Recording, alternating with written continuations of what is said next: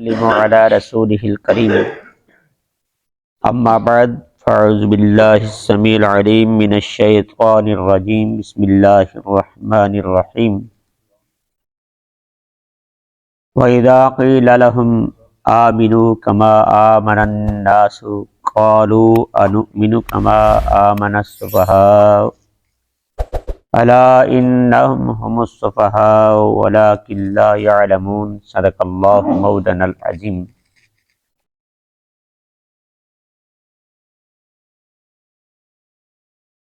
القول البدیع صفحہ نمبر 224 پر نبی کریم صلی اللہ تعالی وسلم کی ارشاد گرامی، جس کا مفہوم ہے کہ جب دو مسلمان آپس میں ملتے وقت مصافحہ کرتے ہیں اور مصافحہ کرتے وقت وہ مجھ پر درود پاک پڑھیں، ان دونوں کے ہاتھ جدا کرنے سے پہلے پہلے اللہ تعالیٰ ان کے اگلے پچھلے گناہ معاف فرما دے گا۔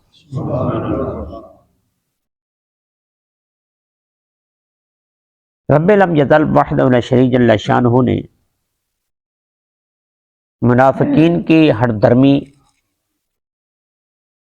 اور مسلمان صحابہ کرام نبی علیہ الصلوۃ والسلام کے غلاموں کے بارے میں ان کا جو ذہن تھا یا ان کے دل میں جو قدورت تھی، نفرت تھی، اس کا اللہ تعالیٰ نے ذکر فرمایا ہے۔ فرمایا وَإِذَا قِيلَ لَهُمْ آمِنُوا، جب ان کو کہا جائے نا، وامنا ہے اور اذا جب قیل کہا جائے یا کہا جاتا ہے، لہم واسطے ان کے، جب ان کو کہا جاتا ہے آمنو ایمان لاؤ،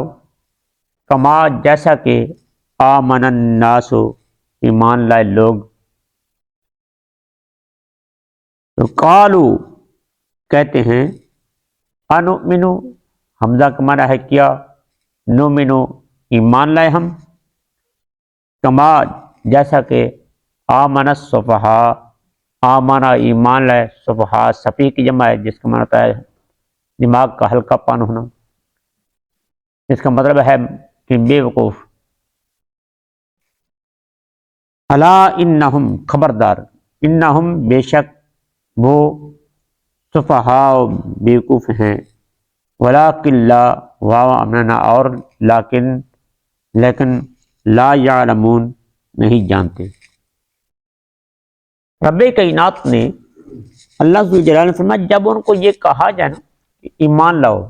جیسے کہ دوسرے لوگ ایمان لائے ہیں، کہ یہ تم نے کیا اپنی روش اختیار کر رکھی ہے کہ دل سے اور کچھ ہو، زبان سے اور کچھ ہو،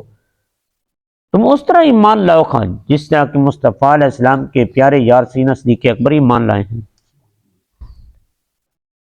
تم اس طرح ایمان لاؤ جس طرح کہ حضرت عمر فاروق ایمان لائے ہیں، تم اس طرح ایمان کیوں نہیں لاتے جس طرح سیدنا عثمان غنی رضی اللہ تعالیٰ عنہ ایمان لائے ہیں، تم اس طرح ایمان کیوں نہیں لاتے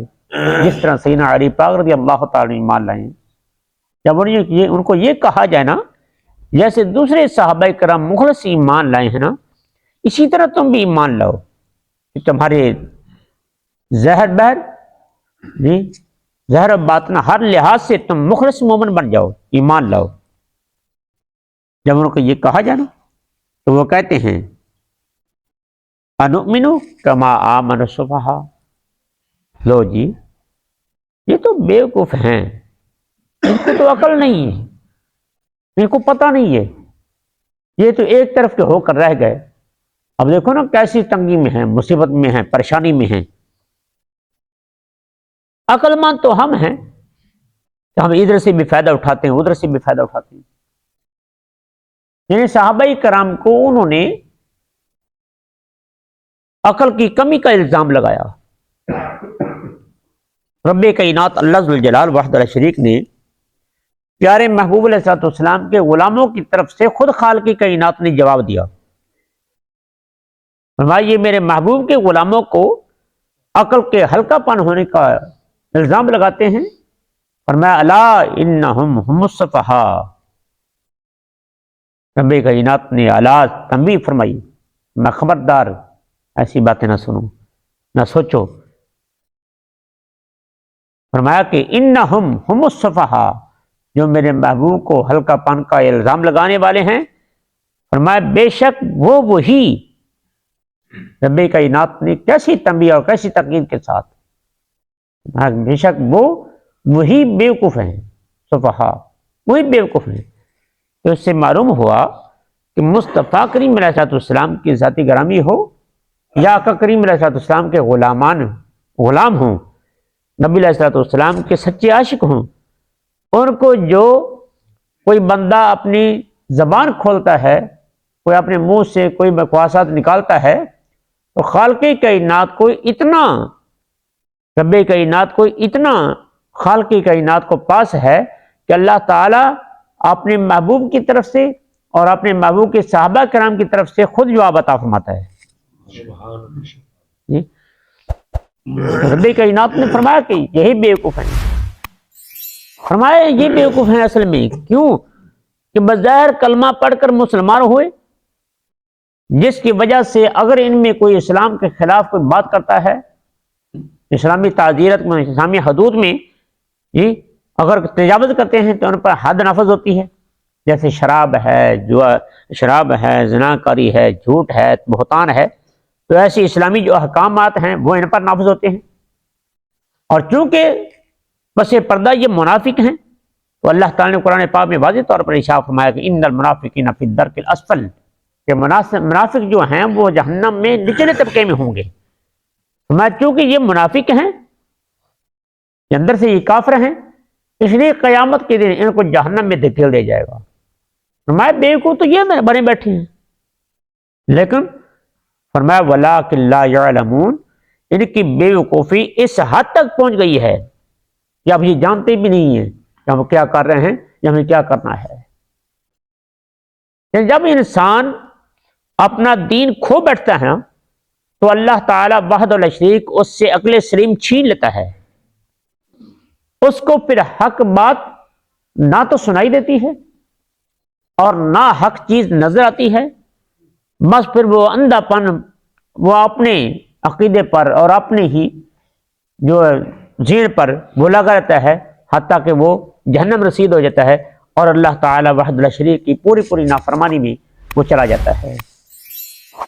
تو رب کائنات اللہ ذو الجلال وحدہ لا شریک نے ان کا جو دوغلا پالیسی ہے اس کا بھی ذکر فرمایا، انشاءاللہ پھر کل یہ بیان کیا جائے گا۔ اللہ تعالیٰ اپنے محبوب کے طریقے سے ہمیں حق سن کر اس پہ عمل کی توفیق عطا فرمائے، اور اللہ تعالیٰ وحدہ لا شریک پیارے مصطفیٰ علیہ السلام کے صحابہ کرام کا ادب و احترام کرنے کی توفیق عطا فرمائے۔ وما علیہ الا البلاغ المبین۔ اب یہ ہم نے مسئلہ اذان کا جو کلمات کا جو ثواب تھا وہ تو ماشاءاللہ ہم نے سن لیا کہ کتنا ثواب ہے، الحمدللہ کتنے کروڑوں کے حساب سے۔ اب اس میں کہ اذان کا جواب دینا کیسے ہے، تو جیسے جیسے مؤذن اذان کہتا جائے، مؤذن اذان کہتا جائے، ویسے ہی جو سننے والا ہے اذان وہ اس کا جواب دیتا جائے۔ جب مؤذن جو ہے نا وہ الفاظ کہے اللہ اکبر اللہ اکبر، جب خاموش ہوگا اس وقت جو سننے والا ہے وہ جواب دے۔ جو اذان کہنے والا ہے اس کو بھی چاہیے کہ اتنی جلدی وہ اذان نہ دے کہ سننے والے اس کا جواب نہ دے سکیں، تو وہ اذان اطمینان سے دے، اور یہ جواب دینے والا جو ہے جب وہ خاموش ہو تو یہ جواب دے۔ اور جب مؤذن اس کلمے پہ پہنچے کہ اشہد ان محمد رسول اللہ، اس وقت صلی اللہ علیہ کا یا رسول اللہ یہ پڑھے، اور جب دوسری بار کہے تو کہے قرۃ عین بک یا رسول اللہ، یہ کہے اور فرت محبت سے آپ نے دونوں دفعہ ہی جب اشہد ان محمد رسول اللہ دونوں دفعہ ہو تو فرت محبت سے آپ نے انگوٹھوں کو چوم کر اپنی آنکھوں پہ لگائے، آنکھوں پہ لگائے۔ اس کا فائدہ کیا ہوگا؟ تفسیر روح البیان میں اور درمی شریف میں یہ تمام روایات موجود ہیں کہ نبی کریم صلی اللہ تعالی علیہ وسلم آپ کا نامی نامی اسم گرامی سن کر آپ نے انگوٹھی چوم کر آنکھوں پر لگانے، یہ تفسیر جلالین ما کمالین میں بھی موجود ہے کہ آقا کریم علیہ السلام تشریف فرماتے کہ حضرت سیدنا بلال رضی اللہ تعالی عنہ آپ اذان دے رہے تھے، جب ان کلمات پہ پہنچے نا اشہد ان محمد رسول اللہ، تو حضرت سیدنا صدیق اکبر رضی اللہ تعالی عنہ آپ نے انگوٹھے چوم کر آنکھوں پہ لگائے۔ جب اذان ختم ہوئی تو آقا کریم علیہ السلام آپ نے صحابہ کرام سے پوچھا کہ میرے صحابہ کرام تم نے دیکھا کہ میں ما فعل خلیل کہ میرے دوست میرے یار ابو بکر صدیق نے کیا ہے؟ عرض کی یا رسول اللہ صلی اللہ علیہ وسلم انہوں نے آپ نے انگوٹھے چوم کر جب آپ کا نام نامی اسم گرامی سنا انگوٹھے چوم کر اپنے آنکھوں پہ لگائے تھے۔ مصطفیٰ کریم علیہ السلام کے لبہائے مبارک جنبش میں آئے اور دریائے رحمت جو ہے وہ ایسا جوش میں آیا کہ آقا کریم علیہ السلام نے فرمایا کہ جس نے من فعل جس نے یہ عمل کیا جو میرے دوست میرے یار صدیق اکبر نے کیا ہے، تو فرمایا قیامت کے دن میں اس کو جنت کی صفوں سے ٹٹولتا ہوا اس کو اپنے ساتھ جنت میں لے جاؤں گا، اس کا قید ہوں گا۔ اور دوسری حدیث پاک میں ہے تفسیر البیان علامہ اسماعیل حقی رحمۃ اللہ تعالی لکھتے ہیں کہ آقا کریم علیہ السلام نے یہاں تک فرمایا کہ جو آپ نے انگوٹھے چوم کر آنکھوں پہ لگائے مجھ پہ درود پڑے، فرمایا لم یعم ابدا، فرمایا وہ زندگی بھر کبھی اندھا نہیں ہوگا۔ یہ ہے نسخہ طب نبوی کے لحاظ سے کہ آقا کریم علیہ السلام نے فرمایا کہ وہ کبھی اندھا نہیں ہوگا۔ یہی مسئلہ کسی نے پوچھ لیا علامہ اشرف علی تھانوی اس سے کہ جناب یہ اس طرح انگوٹھی چوم کر آنکھوں پہ لگانا، تو وہ اپنے عقیدے کے مطابق جو جواب دیتے ہیں، لیکن انہوں نے جو ایک جواب دیا وہ بہت سنہری حروف سے لکھنے والا ہے۔ وہ کہنے لگے کہ زاد السعید میں وہ فرمانے لگے کہ ہاں اگر بطور علاج اگر کر لے تو جائز ہے، بطور آنکھوں پر بطور علاج انگوٹھی چوم کر آنکھوں پہ لگا لے تو بطور علاج یہ صحیح ہے، جائز ہے۔ تو بھائی سوچنے کی تو بات تو یہ ہے نا کہ اگر بطور علاج صحیح ہے تو جو بطور عشق لگائے گا تو اس کا کیا مقام ہوگا؟ جی حضرت سیدنا آدم صفی اللہ علیہ تحیت وسنا جب مصطفیٰ کریم علیہ السلام کا نور پاک آپ میں بطور ودیت رکھا گیا آپ کے پشت انور میں، تو فرشتے پیچھے پیچھے اللہ کی تسبیح تعلیم کرتے ہیں۔ عرض کی یا الہی اس نور پاک کو پوچھنے پر جب یہ پتا چلا کہ پیارے آدم میں نے اپنے پیارے محبوب کے نور پاک کو تیرے پشت میں رکھا ہے، عرض کی یا اللہ یہ میرے آگے ہونا چاہیے تاکہ فرشتے میرے آگے آگے رہیں۔ تو رب کائنات رب العالمین جل وحدہ لا شریک نے آپ کی پیشانی پر وہ نور محمدی مدیت فرمایا۔ جب پیشانی پر رکھا گیا اس وقت فرشتے آپ کے آگے آگے اللہ تعالیٰ کی تسبیح تحلیل کرتے ہیں۔ تو حضرت آدم علیہ السلام کو یہ خواہش ہوئی کہ جس نور پاک کی تعظیم فرشتے اتنی کرتے ہیں مجھے وہ نظر بھی آنا چاہیے، اور کہ مولا کریم میں وہ نور محمدی دیکھنا چاہتا ہوں۔ تو اللہ تعالیٰ وحدہ لا شریک نے آپ کے ان ناخنوں میں وہ نور محمدی کو ظاہر فرمایا، تو آپ نے فرت محبت سے وہ اپنی آنکھوں پر چوم کر لگا لی۔ انگوٹھی چوم کر اپنی آنکھوں پر لگا لے، تو اس سے معلوم ہوا کہ آقا کریم علیہ السلام کا نام گرامی، اسم گرامی سن کر انگوٹھی چوم کر آنکھوں پر لگانا یہ حضرت سیدنا صدیق اکبر کی بھی سنت ہے، اور آقا کریم علیہ السلام کی محبت میں انگوٹھی چوم کر آنکھوں پر لگانا یہ سیدنا آدم صفی اللہ کے پیارے نبی کی بھی سنت ہے۔ اگر کچھ ہے کہ بھائی وہ آدم علیہ السلام کو تو نور نظر آیا تھا، ہمیں کون سا نور نظر آ رہا ہے تو ہم تمہیں، تو بھائی بات یہ ہے کہ پیاروں کی سنت ادا کی جاتی ہے، چاہے وہ اس وقت کوئی چیز نظر آئے یا نہ آئے۔ وہ کیوں؟ اب دیکھیے، میں پوچھتا ہوں ایسے آدمی سے کہ بھائی اگر آپ یہ کہتے ہیں کہ نظر آئے تو چومنا چاہیے، تو بتائیے جب حج پہ لوگ جاتے ہیں تو وہاں پہ جمرات جو شیاطین بنے ہوئے ہیں ان کو کنکر مارتے ہیں جمرات کو کہ نہیں؟ تین کو۔ حضرت ابراہیم علیہ السلام نے تو شیطان کو کنکریں مارے تھے، ان کو شیطان نظر آیا تھا۔ آج جو حجاج کرام جاتے ہیں ان کو شیطان وہاں پہ کون سا نظر آ رہا ہے؟ لیکن وہ حضرت سیدنا ابراہیم علیہ السلام کی سنت کو ادا کیا جا رہا ہے۔ اسی طرح ہی سجدہ بی بی ہاجرہ علیہ السلام،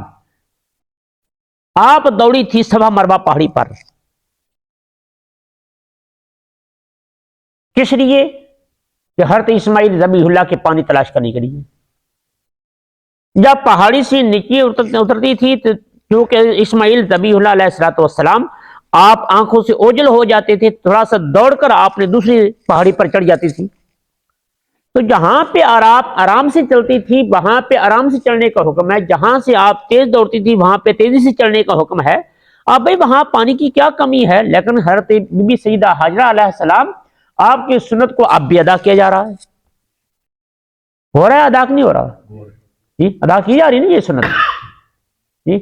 پھر آقا کریم علیہ السلام آپ نے اپنے صحابہ کرام کو کہا، کیونکہ صحابہ کرام جب مدینہ منورہ میں گئے نا تو آب و ہوا کی تبدیلی کی وجہ سے صحابہ کرام کمزور پڑ گئے تھے، تو جب مکہ مکرمہ میں آئے نا تو آقا کریم علیہ السلام نے اپنے صحابہ کرام کو فرمایا کہ جب تم احرام باندھ کر خانہ کعبہ شریف کا طواف کرو نا تو جو پہلے چند چکر ہیں فرمایا ان میں تم اکڑ کر پہلوانوں کی طرح چلو، تاکہ کفار کو تمہاری کمزوری کا احساس نہ ہو۔ اب وہاں پہ کون سی کفار بیٹھے ہوئے ہیں، لیکن حاجی یا عمرہ کرنے والا اب بھی جب جاتا ہے تو احرام باندھ کر وہ خانہ کعبہ شریف کی ارد گرد چند چکر جو ہے وہ گمل کرتا ہے، جی اکڑ کر چلتا ہے۔ تو اس سے معلوم یہ ہوا کہ اللہ تعالیٰ کے انبیاء کرام علیہ السلام اولیاء کاملین میں سے رب کائنات وحدہ لا شریک کے پیاروں کی سنت جو ہے وہ ادا کی جائے تو اللہ تعالیٰ اس کا ثواب بھی برابر عطا فرماتا رہتا ہے۔ اسی لیے انگوٹھی چوم کر آنکھوں پر لگانا فرط محبت سے، بھئی یہ تو فرط محبت سے ہے، ہمارے اس میں کوئی بات نہیں ہے۔ اہل عشق اہل محبت جو ہے وہ کام کرتے ہیں، یہ اپنا اپنا ہر کسی کا اپنا اپنا نصیب ہوتا ہے۔ اللہ تعالی ہمیں مصطفیٰ کریم علیہ السلام کی تعظیم کرنے کی توفیق عطا فرمائے۔ بھئی بات یہ ہے، ایک آدمی تھا نا، موسیٰ علیہ السلام گئے طور پہاڑ پہ اللہ تعالیٰ کے ساتھ ہم کلامی کے لیے، تو رب لم یزل وحدہ لا شریک نے فرمایا موسیٰ ہم بات بعد میں کریں گے، پہلے ایسا کریں، ایک آدمی فلاں اس کی قوم نے اٹھا کر گندگی کے ڈھیر پر پھینک دیا ہے، کوڑے کرکٹ کی جگہ پہ، تو جاؤ پہلے اس کو دفن دو، اس کو غسل دو، غسل کرنے کے بعد اس پر نماز جنازہ پڑھو، پھر اس کو دفن کرو، پھر میرے پاس آنا بات کرنے کے لیے۔ عرض کی مولا کریم وہ تو قوم میں سے اتنا فاسق و فاجر ہے، 200 سال اس نے تیری نافرمانی کی ہے، وہ فسق و فجور میں ڈوبا رہا 200 سال، یا ایک بار بات میں ہے 100 سال بھی آتا ہے، تو مولا کریم اس پر تیرا اتنا کرم۔ رب کائنات نے فرمایا پیارے موسیٰ ٹھیک ہے وہ گنہگار تھا، گناہوں میں ملوث ہے، لیکن اسی کے ایک عادت اچھی تھی، وہ یہ تھی کہ کلما نشر التوراۃ، وہ جب بھی تورات کھولتا نظر الی اسم محمد، اور میرے مصطفیٰ محمد عربی پر جب نام گرامی اسم گرامی پر اس کی نظر پڑتی فقبلہ، فرمایا کہ وہ میرے محبوب پہ درود بھی پڑتا تھا اور میرے محبوب کے اسم گرامی کو چوم کر اپنی آنکھوں پہ لگاتا تھا، اس لیے میں نے اس کے ساری بدیوں کو میں نے مٹا دیا ہے، اس کو میں نے بخش دیا، اس کو جنت الفردوس کا مالک بنا دیا ہے۔ لہذا تم جاؤ اور اس کو غسل کفن دو، اس کی نماز جنازہ پڑھو۔ تو حضرت موسیٰ علیہ السلام اللہ کے حکم کے مطابق آپ نے اس کو اٹھایا، اس کو غسل دیا، کفن دیا، جنازہ پڑھا۔ تو بھائی بات یہ ہے، مصطفیٰ علیہ السلام کی تعظیم توقیر ایسا رنگ لاتی ہے کہ انسان اس کو کئی سال کی عبادت سے وہ مقام حاصل نہیں ہوتا جو مصطفیٰ علیہ السلام کے ادب و احترام سے حاصل ہوتا ہے۔ اللہ تعالی ہمیں عشق مصطفیٰ والی دولت نصیب فرمائے اور اسی عبادت کی توفیق دے جس عبادت میں مصطفیٰ علیہ السلام کی تعظیم ہو۔ وما علیہ الا البلاغ المبین۔ بسم اللہ الرحمن